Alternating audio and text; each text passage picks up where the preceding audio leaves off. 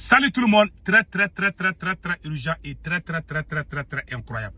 Une délégation du service de renseignement du Mali était en Algérie pendant des semaines. Au moment où il y avait combat à Anifis là, la délégation du service de renseignement du Mali était déjà en Algérie en train de discuter avec le service de renseignement algérien. Mes frères et sœurs, ça c'est une vérité. C'est hier 14 juillet qu'ils sont revenus au Mali. Mes frères et sœurs, c'est une vérité. Et je vous parle aujourd'hui, mercredi 15 juillet 2026.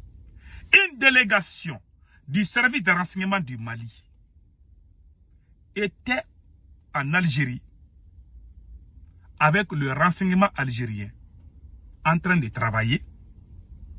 L'ambassadeur d'Algérie au Mali est arrivé le 14 juillet 2026 à Bamako.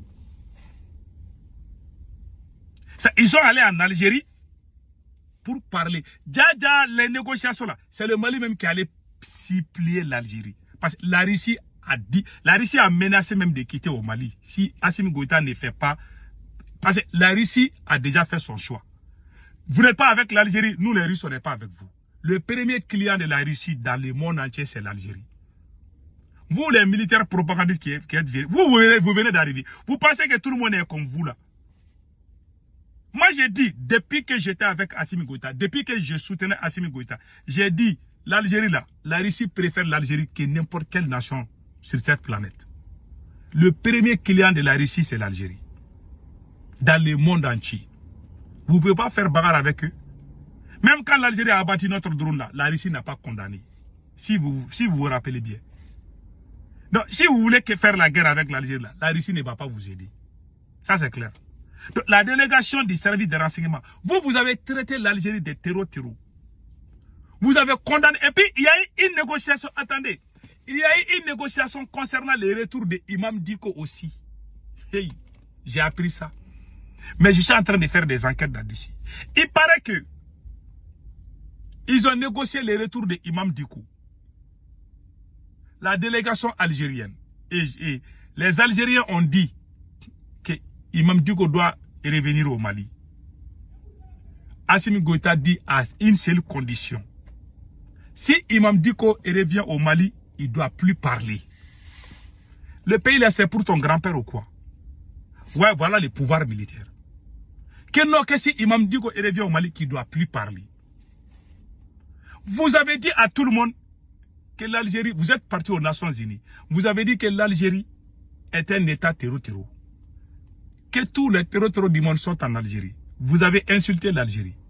Même Imam Dicko qui est parti en Algérie, vous l'avez insulté. Vous l'avez traité de terreau.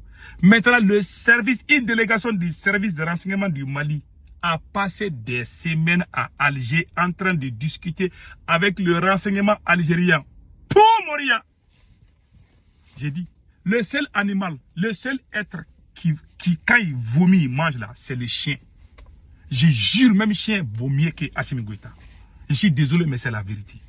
C'est-à-dire, un homme là, quand il dit ça là, c'est ça. Tu ne dois pas tourner. Voilà pourquoi moi j'aime Capitaine Ibé. Capitaine Ibé ne dit pas jaune et puis rouge demain là, non. Capitaine Ibé, quand Capitaine Ibé prend une décision, même si les gens sont contre, il exécute. Je tire mes chapeaux à Capitaine Ibé sur ça. Je ne suis pas d'accord avec Capitaine Ibé.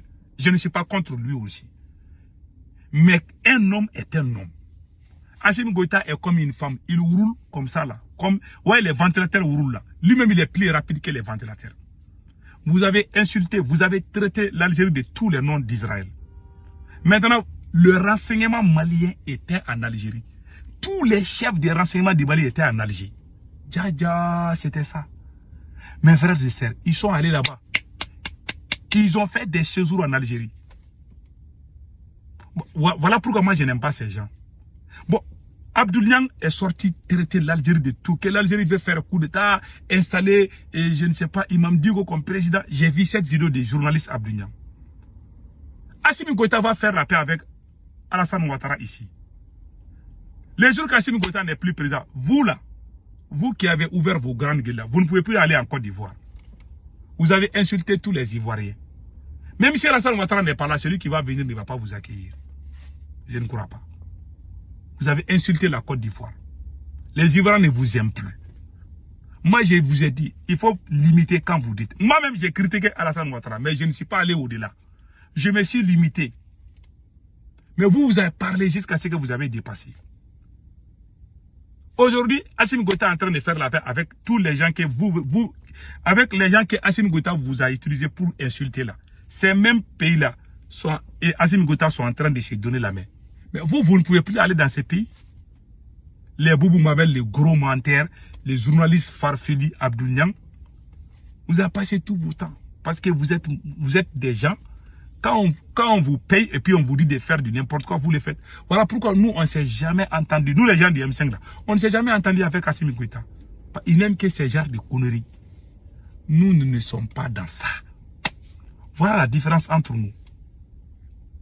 Donc, la délégation malienne était partie en Alger pour discuter. J'ai appris que Imam Diko, on a parlé des retours de Imam Diko. Assimi Goïta voit que Imam Diko, quand il vient, il doit rester dans sa mosquée, il ne doit plus parler. Que Imam a dit non, que si c'est ça, lui, il va rester en Alger. C'est ce que j'ai appris, mais je suis en train de creuser la preuve. Mais ce qui est vrai quand même, indiscutable, c'est que les renseignements maliens étaient en Algérie. Ils viennent, les renseignements maliens sont partis en Algérie et puis ils sont retournés au Mali avec l'ambassadeur d'Algérie. Un pays que vous avez insulté partout. Vous voyez la différence? C'est pour cela, les militaires, non, ce n'est pas des gens qui peuvent diriger. Il y a des bons militaires, tous mes respects aux militaires. Mais quand un militaire est médiocre, tu lui confies une nation, il va brûler la nation. Voilà des médiocres qui sont en train de diriger le Mali. C'est la honte. Les gens que vous avez vomi hier, vous êtes en train de manger ça. Seul le chien fait ça. Quand un être humain fait ça, ça veut dire que même chien vaut mieux que toi. C'est la pire vérité. Vous avez insulté les Algériens.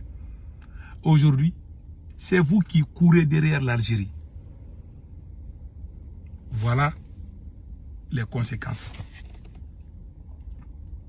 C'est pour ça que moi j'ai dit à tout le monde, quand vous soutenez ces militaires-là, nous quand on était avec Assimi Goïta, quand ils nous disent d'insulter les gens, moi j'ai refusé. Ces militaires-là, quand ils ne sont pas d'accord avec quelqu'un, ils font sortir les vidéos. Moi j'ai dit, je ne suis pas dans ça. Même en 2022, ces militaires-là nous ont dit d'aller porter plainte, qu'ils vont emprisonner la personne. Que moi-même je vais dire mon nom qu'on va porter. J'ai dit, je ne vais jamais faire ça. Quand j'ai commencé, quand parce que nous ne sommes pas dans ces choses-là. Ils ont vu les seules personnes qui sont capables de les suivre bêtement, ce sont les Boubou Mabel, les Abdou Niang. Et ces gens-là n'ont pas de dignité. Ils les ont recrutés comme des mercenaires. Ils sortent, ils disent de n'importe quoi. Et les farfelus aussi croient à ça. Fin de citation. Que Dieu bénisse le Mali. En tout cas, voilà ça. C'est grave, hein? Que Dieu bénisse le Mali.